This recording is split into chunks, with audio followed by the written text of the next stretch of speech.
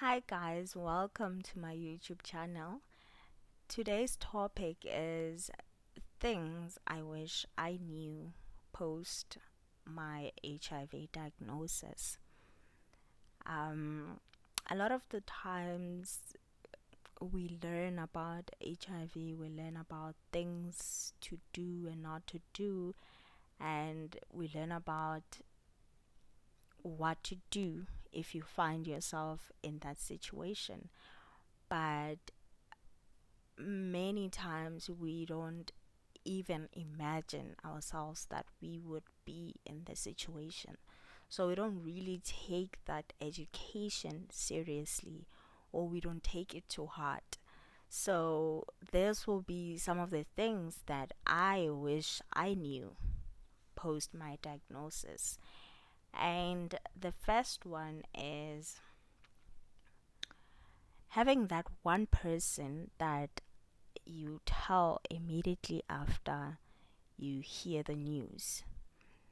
This is important because it is a difficult time in your life, and sometimes it's hard for a person to process information alone, because when you're alone, you're bound to just berate yourself, you're bound to criticize yourself, you're bound to say a lot of bad things about yourself, you're bound to be hopeless.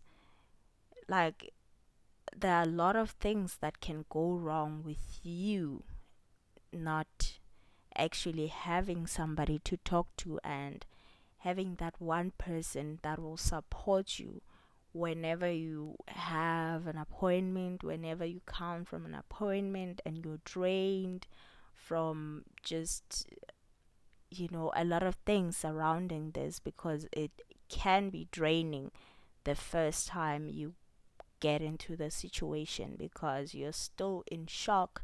At the same time, you're not feeling like yourself anymore. There are a lot of changes that are happening with your body. Just get somebody to support you. And the second one is being open about it, because the less you care about what other people say, the better. This is because allowing other people into your situation will mean that there will be those people who will support you, but there'll also be those people who are negative about it, and that has nothing to do with you. What you need is those people who are for you, and that support system can really stabilize you mentally, and you being mentally stable means that you are physically healthy, because the biggest battle with this disease is that it is something that attacks the mind because of the things that have happened in the past. A lot of us get into this situation, and immediately our first thought is, my life is over. I'm never gonna amount to anything. I'm never gonna get married. I'm never gonna have children. And that is really not true, because a lot of um, um, things have evolved over time, and they were able to make medication that is able to suppress the virus. So it's no longer this spooky thing that anyone should be afraid of.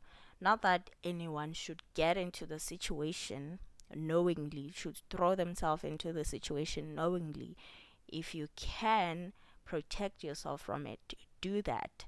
But if you find yourself in that situation, do not be scared. Don't allow fear to be the first thing that you run to before you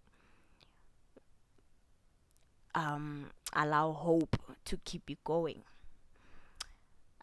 The third thing is that you should be optimistic. being optimistic, like I said, is important because of your mental health is equal to your physical health. A lot of the time, your immune system is connected to stress.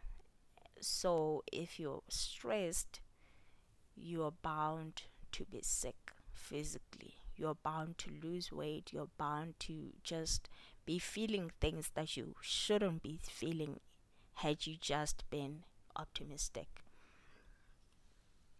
And the fifth, the fourth thing is that continue living your life. Like, life does not stop at diagnosis, life does not stop at that doctor's appointment that disappointed you. Continue to live your life as normal as you had intended. Carry on with those same dreams, those same plans that you had before. Number five is that anyone's rejection of you or negative view of the disease has nothing to do with you. Therefore, you shouldn't take it personal. You shouldn't take it as a personal attack on your character or an attack on your value. It has nothing, absolutely nothing to do with you. Most of the time, people are ignorant. Most of the time, people don't really know much about it. So they speak from a place of just what they had, and sometimes rumors can be lies, and sometimes what other people say can be lies because they are also speaking from ignorance. And even in situations where people had family members who went through it and all that, it has nothing to do with you because you are a unique person, and it doesn't mean what another person went through is going to happen to you. Things can be different with you. Actually, things will be different with you. So allow yourself to experience the situation as you go. Don't allow other people to dictate how your situation is going to turn out. You have that power to steer yourself in a positive direction, in a hopeful direction. You don't have to live hopelessly and condemn yourself as someone who does not deserve XYZ. You deserve everything like everybody else. Number six is that you should take your medication whether you feel like it or do not feel like it. This one can be a bit hard, especially for black people. A lot of us black people have this mentality that we have a bad relationship with doctors and nurses and all those things. And so it can be very hard to imagine yourself living a life of constantly being in that environment or constantly having to keep a consistent relationship with medication. And so it's important that you push yourself in spite of your feelings. Feelings are going to go up, they're going to go down, but it does not change how you react. It does not change the things you have to do. Do what you have to do every day. Do it crying, do it scared, do it, depressed, do it stressed, just do it. Number seven is if you struggle to see your situation from a positive perspective, get counseling or therapy. This is because, as I've mentioned before, The battle is more in your mind than it is physical, because physically, medication do what they have to do most of the time. Sorry. Physically, medication do what it has to do all the time. It does not. I've never. Well, there are situations that are unique where a person's body rejects the medication, but I don't know what would have happened for that to happen. So, but 99% of the time, it does what it has to do. So, you have to play your part in keeping your stress levels down. So, not seeing yourself right means that you'll allow other people to misconstrue what your situation is.